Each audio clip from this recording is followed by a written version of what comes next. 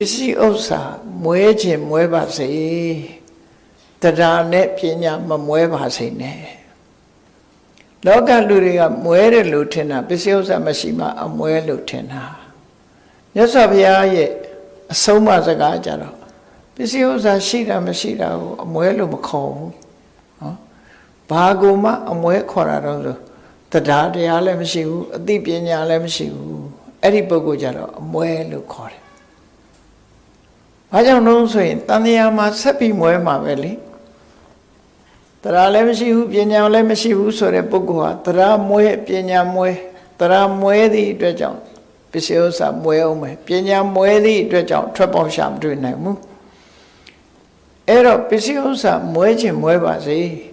တရားနဲ့ပညာမမွဲပါစေနဲ့